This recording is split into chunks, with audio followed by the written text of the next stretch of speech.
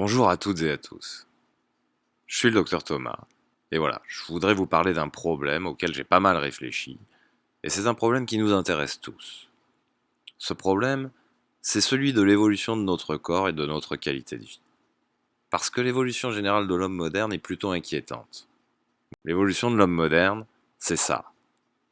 On prend du ventre, on se tasse, on se voûte, on s'affaisse, on se déforme, et on souffre.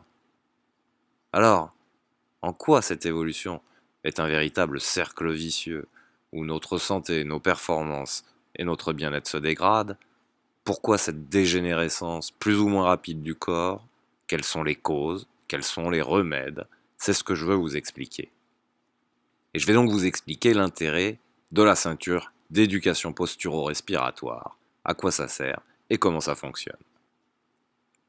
Alors pour bien comprendre les mécanismes qui influencent, qui déterminent l'évolution d'un individu, il faut avoir à l'esprit quelques caractéristiques du corps humain.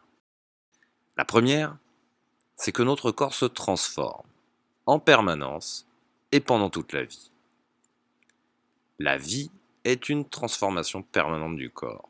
On naît, on grandit, on vieillit, et notre corps change, notre corps évolue, notre corps se transforme.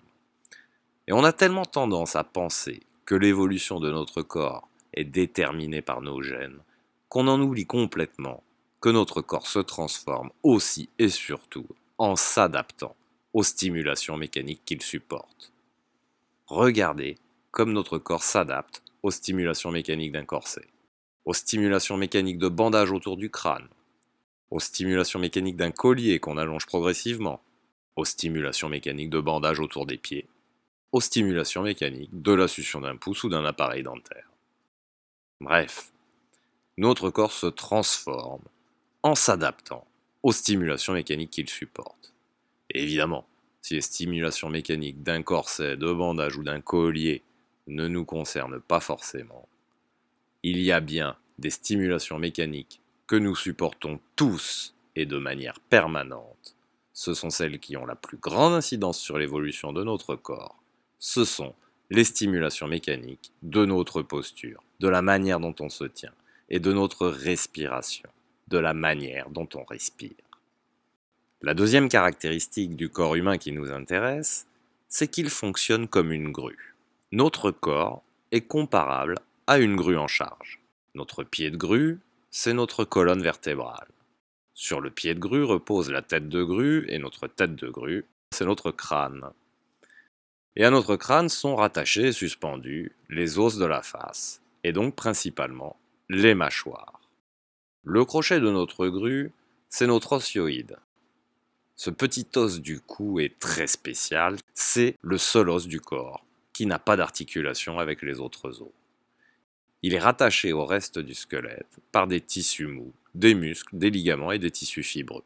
Le crochet de la grue est suspendu à la tête de grue par des câbles, et les câbles de notre grue, ce sont les muscles, les ligaments et les tissus fibreux de la gorge, de la bouche et du visage qui suspendent l'osioïde aux mâchoires et au crâne. Le crochet de la grue sert à suspendre une charge et notre osioïde sert à suspendre nos entrailles. Et les poumons jouent un rôle vraiment particulier parce qu'ils exercent une tension élastique. Comme le tissu pulmonaire élastique est étiré et tendu entre les parois de la cage thoracique, cet élastique est aussi tendu entre la trachée qui est rattachée à l'osioïde en haut et le diaphragme en bas. On a finalement comme un tendeur en tension entre l'osioïde et le diaphragme. La charge que supporte notre crochet de grue dépend donc de la tension de ce tendeur. Alors, l'équilibre d'une grue qui porte une charge nécessite une contre-charge. Cette contre-charge est assurée par les muscles du dos. La tension des muscles du dos s'adapte en fonction de la charge supportée par le crochet de grue. La charge de notre grue augmente avec la tension du tendeur. Elle dépend de notre posture. Quand on étire le cou, l'osioïde monte, le tendeur est alors étiré et sa tension augmente. Et donc plus on étire le cou, plus la charge de notre grue est forte.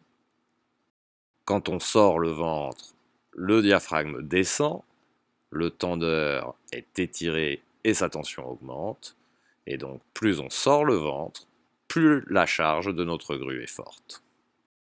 La charge de notre grue dépend aussi de notre respiration. Le diaphragme, qui est le principal moteur de la respiration, a deux grandes actions possibles selon qu'il y ait absence ou présence d'un gainage abdominal. Et donc dans le premier cas, sans gainage, le ventre sort à l'inspiration. Cette manière de respirer augmente la charge de la grue. Dans le deuxième cas, avec gainage, la poitrine se soulève et s'ouvre à l'inspiration. Et cette manière de respirer soulage la charge de notre grue. Regardez, quand on respire avec le ventre relâché, les poumons sont étirés vers le bas par le diaphragme qui descend. La tension du tendeur augmente, la charge de la grue est plus forte. Quand on respire avec une action synergique du diaphragme et des transverses abdominaux, les poumons sont étirés vers l'extérieur et vers le haut par la cage thoracique qui se soulève et qui se déploie. La tension du tendeur diminue, la charge de la grue est soulagée.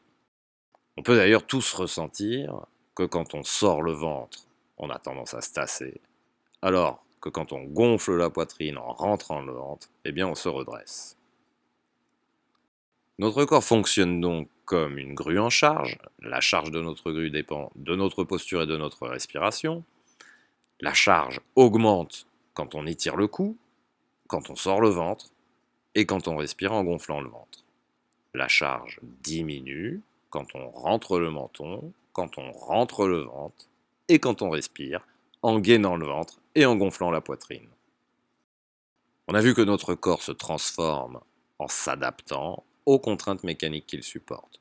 On a vu que les contraintes que supporte notre corps sont celles d'une grue, et que la charge de notre grue est plus ou moins importante selon la manière dont on se tient et selon la manière dont on respire.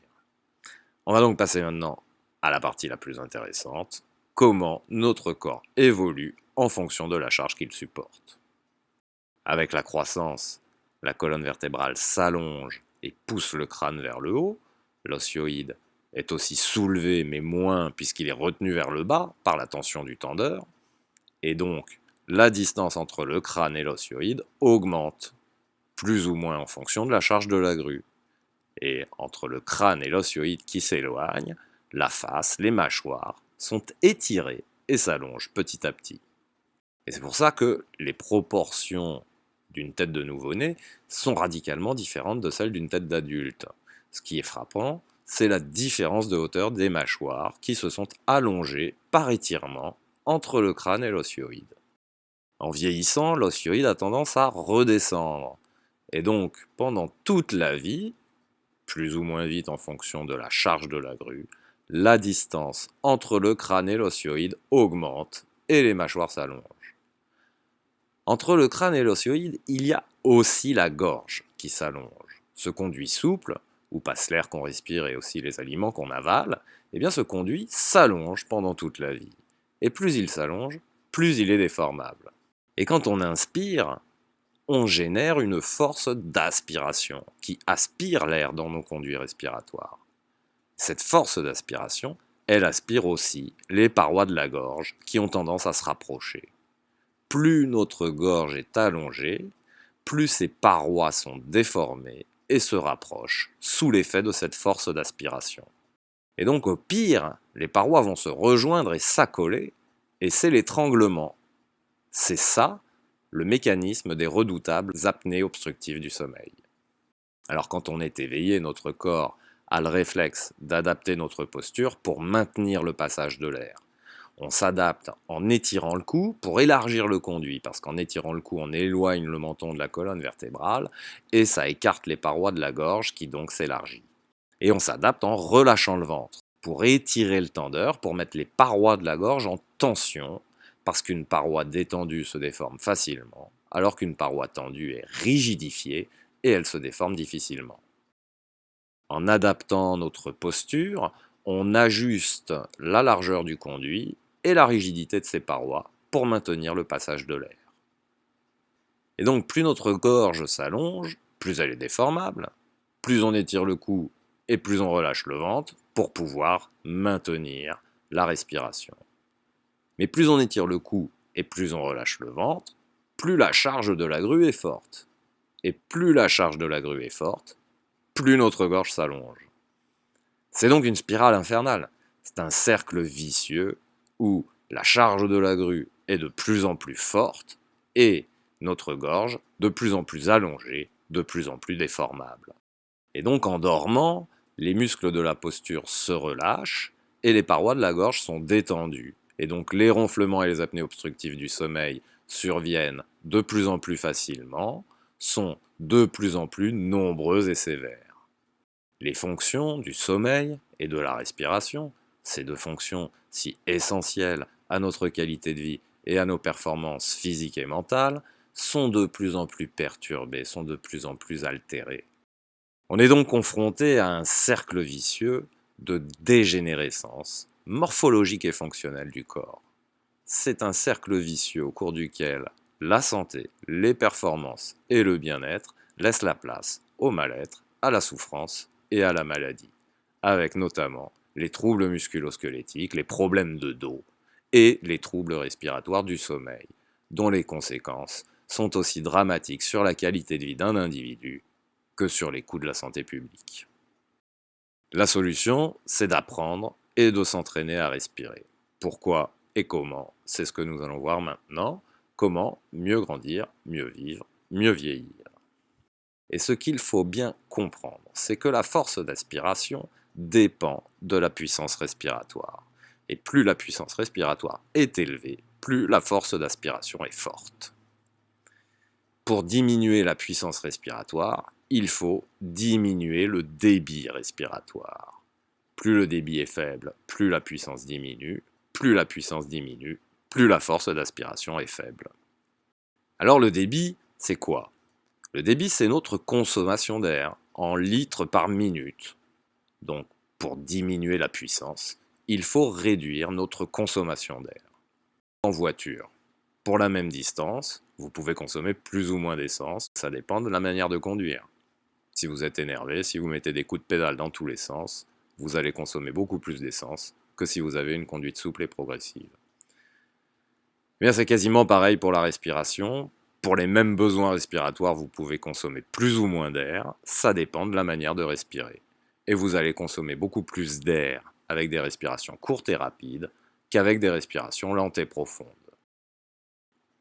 Regardez, pour des besoins respiratoires moyens au repos, avec des petites respirations, de 300 ml par respiration, notre consommation sera quasiment de 8 litres d'air par minute. Avec des respirations plus amples, d'1 litre par respiration, notre consommation va descendre à 4 litres et demi par minute. Plus la respiration est profonde, plus elle est performante et plus notre consommation est faible. Alors il faut donc respirer plus profondément.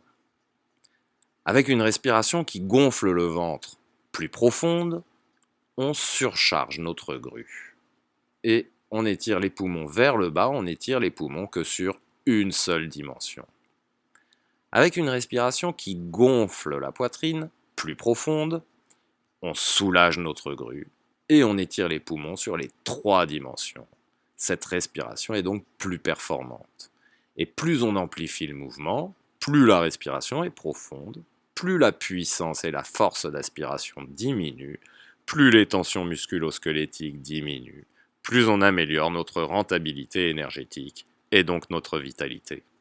On constate donc que la respiration en gonflant le ventre augmente la charge et la tension du corps pour des respirations moins profondes et donc plus puissantes. Ce n'est donc pas la meilleure manière de respirer, excepté pour des activités spécifiques comme le chant, le théâtre ou la relaxation. Respirer en gonflant la poitrine avec une action synergique du diaphragme et des transverses abdominaux paraît préférable. C'est la respiration dite athlétique, parce qu'elle nécessite un gainage abdominal performant. Ce soutien abdominal permet au diaphragme de soulever la cage thoracique tout en soulageant notre squelette.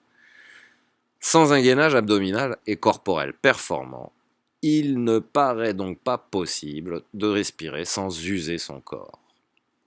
Mais ce qui est dramatique, c'est que même si on a une excellente sangle abdominale, le gainage est loin d'être naturel quand on n'est pas en activité physique, et en particulier quand on est assis, et c'est-à-dire la plus grande partie du temps pour la plupart d'entre nous. On relâche notre corps et on s'affaisse.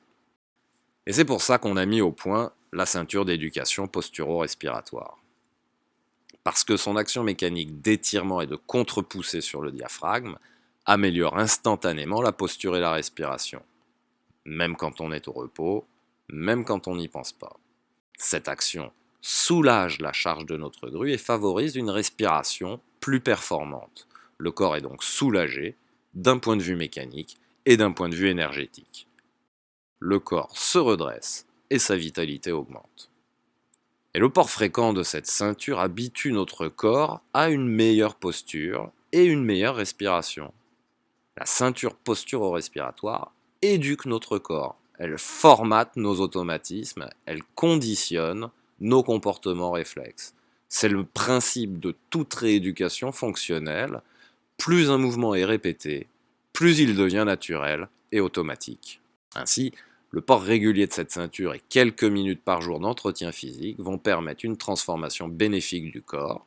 Petit à petit, le ventre rentre, la cage thoracique gagne en souplesse et en mobilité, la capacité et les performances respiratoires se développent, l'étirement du cou diminue et le dos se redresse. Cette évolution s'accompagne d'une amélioration des performances, de la vitalité et du bien-être. La ceinture posturo-respiratoire est donc un outil d'éducation fonctionnelle et de culture physique. C'est un outil pour mieux grandir, mieux vivre, mieux vieillir. Pour ceux et celles qui veulent entretenir et développer leur corps, leur santé, leur performance et leur bien-être. Pour ceux et celles qui ne souhaitent pas que leur corps dégénère et devienne l'origine de plus en plus de souffrances, de maladies et de mal-être. Pour ceux et celles qui comprennent que l'évolution de notre corps n'est pas une fatalité, mais un résultat. La ceinture posturo-respiratoire nous apprend et nous entraîne à mieux respirer, plus lentement, plus profondément, et avec une bonne synergie des transverses abdominaux et du diaphragme. Cette éducation favorise une meilleure évolution de notre corps et de notre vie. Portez-vous bien, respirez bien, portez-vous et respirez de mieux en mieux, ce sont les meilleurs conseils que je puisse vous donner.